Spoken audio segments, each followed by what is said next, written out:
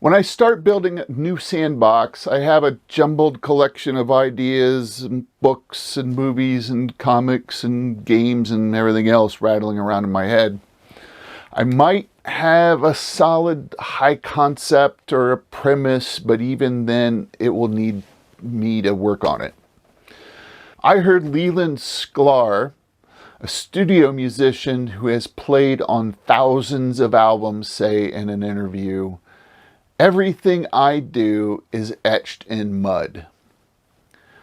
He learned in his decades as a musician that what he thought a song might end up being was different than when it was actually finished. None of the ideas that I start off with are fixed until I'm actually at the table and the thing is happening. Before that, it's all etched in mud. When I start brainstorming, I create lists. And I add to them and I mark ideas off of them whenever it suits me. I introduced my think big, build small and reverse concept in the last video. And I always start my brainstorming by brainstorming the biggest concepts that could end up in my campaign. If I have a high concept, a genre, or a premise for a campaign in mind, then I'll use that to inform my idea generation. I start by listing some of the peak moments that player characters could have if this campaign goes on as long as I hope it will. If I'm looking to run a short campaign, then I wouldn't expect the characters to get more than 5th or 6th level. And so that would look like a wizard getting fireball to blast a room full of goblins would be like the peak moment. Since I want my campaigns to last for years and maybe hundreds of sessions, I'm going to try to think in bigger terms. Fights with ancient dragons, paladins going to hell, epic battles with armies or undead traveling to the outer planes. I'm going to make a list of the most awesome moments that I think might happen in my campaign if I have the best possible result. The next list I make is a list of gods and goddesses or any godlike beings like the great old ones from Lovecraft's mythos. If I have gods and goddesses who grant spells to clerics, then I need a pantheon. If I decide there are no gods or they've abandoned the setting or something like that, I skip that. This list is just a list. It's not stat blocks or descriptions. Sometimes I'll feel inspired and write down some of that stuff, but often I just come up with a list of concepts even. Chaos god of untimely death, and that'll be it. I won't give the character or the deity a name, just a general concept. Sometimes I make up gods, sometimes I use gods that are already in a game world, gods from other games, fiction, or history.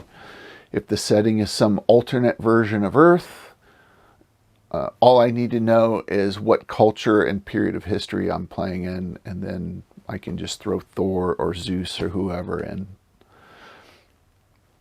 I can add or remove deities from this list once the campaign is going. Players usually come up with some good ideas that I will work into the campaign just in their tabletop talk.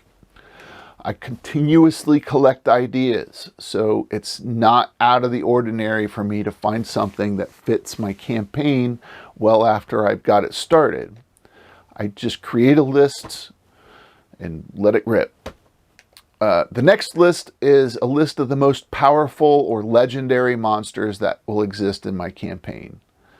If I'm going to have high-level characters, they're going to want to fight high-level monsters. So I put a list of just those monsters. The monsters on this list are unique or extremely rare.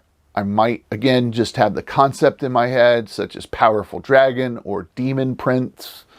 I'm okay with writing that down without being specific, but I might also decide that Orcus is interesting. If there's a small group of powerful monsters like ancient dragons or storm giants, I'll note that down without writing each individual in the group. I also brainstorm a separate list of the benign or benevolent supernatural beings in my settings, like unicorns or lamasu. Traditionally, those things have been in the monster manuals, which I think is not something I don't think of those things as monsters. I think of them as potential allies. I suppose they're monsters if your player characters are evil or chaotic or 14-year-old boys who just want to kill everything. So often those creatures are the servants of good or law, or they're at least allied with them. So I brainstorm what some of the most powerful benign creatures could be in the same way that I create the legendary monster list. Once I have that list, those lists of the most powerful supernatural beings that could appear in my campaign, I create factions. Factions or character groups, sometimes people call them. They're very important throughout the campaign, but they're really, really important when player characters get to the highest levels.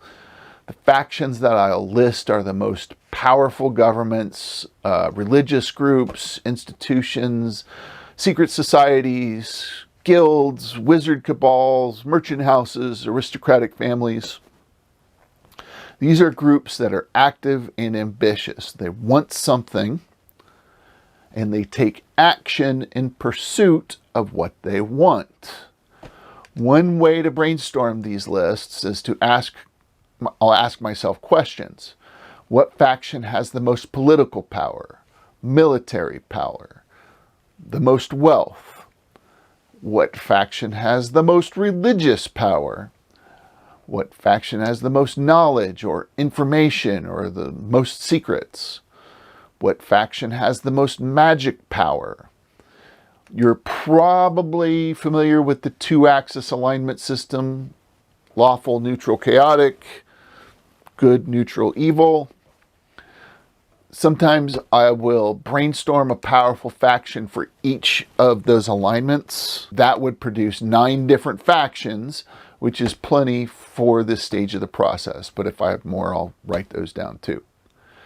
Most of the time, I just write down concepts like vast empire ruled by a tyrant, or free cities ruled by merchant houses, and then I'll give them names later. The next list is the most important, influential, and powerful individual non-player characters. These are the highest level wizards, kings, queens, emperors, just all the big movers and shakers of the campaign world. When the player characters get to high levels, these are the non-player characters that they will interact with directly. Like previous lists, I don't give them all names or details unless I'm feeling inspired. The concept, the general idea is what matters. Since I assume that every faction has a leader, those non-player characters are implied and aren't necessary to list unless I have a really specific idea. And that's it for my basic brainstorming lists. These lists give me a foundation for my campaign concept and the outline that I will produce next.